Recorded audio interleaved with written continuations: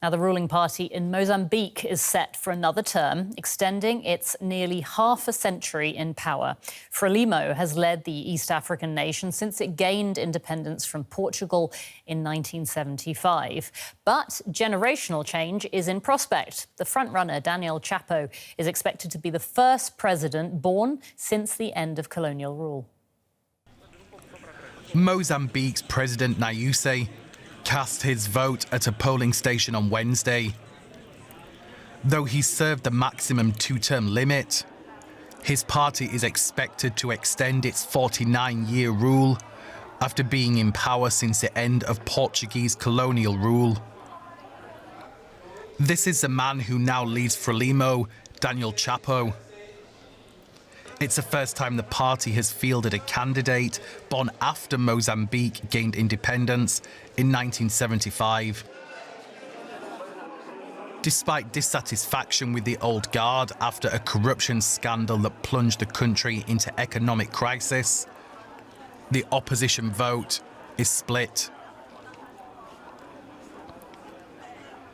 In a country that's classified as the world's 8th poorest by the World Bank, it is perhaps unsurprising that job creation and boosting the economy top people's lists of priorities.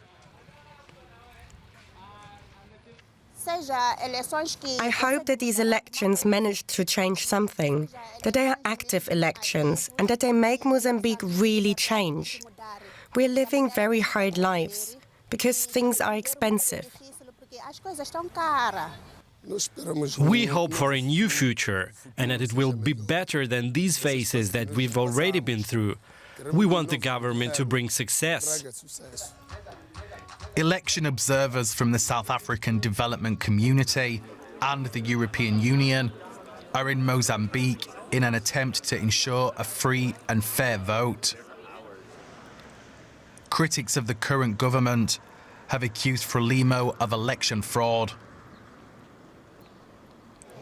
Partial results will be announced as votes are collated, but it will be 15 days until the National Election Commission declares a winner. And for more, I'm joined now by DW correspondent Dianne Hawker, who's reporting about the elections for us from Mozambique's capital, Maputo. Hi, Dianne. Now, I know that you've been to polling stations in Maputo. Tell us how things are going. Well, Anya, we've been out here since the early morning, visiting different polling stations. And one thing that we did notice that in some stations, things were going a bit slowly. The station that I'm at seems to be moving quite quickly now. Earlier on, the Mozambique Electoral Commission did say that there had been some logistical issues that affected some polling stations around Maputo and in other parts of the country, such as the Zambezia and Gaza province. It had to do with the late delivery of materials, and that led to some stations opening a bit later than usual. But so far, things seem to be going smoothly. We've also seen various observer missions at the polling stations, and they've also indicated that things seem to be going smoothly despite some small hiccups along the way. The majority of voters in Mozambique, I believe, are in the north of the country, which is where Islamist insurgents have been fighting the government for the last 7 years. How is voting expected to unfold there in particular? Yes, you're correct. The north of the country has a very large population. For example, the Cabo Delgado province, which is the furthest north province, has one of the largest populations, along with the Nampula province, which is next door to it.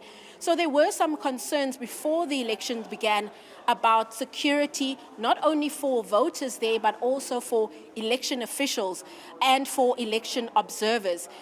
We earlier, upon arriving in Mozambique, actually spoke to the EU election observers who spoke a little bit about some of those security concerns. Let's take a listen to what they had to say. It was a very deep-full analysis. At the beginning, we were not sure if we would be able to deploy them, but our LTOs, our security team, managed to take the decision to deploy long-term observers in Pemba city, and they will stay there because that's where we can ensure their security, but of course trying to have at the same time an analysis of the situation. So, Dianne, election observers obviously there on the ground, but can you tell us more about how free and fair this election is actually likely to be? Well, many of the opposition parties and some civil society organizations here are very concerned about the issue of how free and fair these elections are going to be, based on some of the past experiences that they've had in previous elections, as well as experiences before these current polls. There were some civil society groups who've mentioned that they were harassed and were made it, and their work, it was difficult for them to conduct their work. There was also some concern about accreditation for party agents who are supposed to be observing at voting stations like this one. Political parties here, opposition parties in particular, were complaining that their observers were not given the required accreditation that they were needed. And that is part of why some opposition parties here are concerned about how free and fair it will be. Of course, the election observers will give their final reports over the weekend, and we'll be monitoring that to get a more definitive answer on that aspect. Dianne, thank you so much for bringing us up to date there. That's DW's Dianne Hawker reporting from Maputo in Mozambique.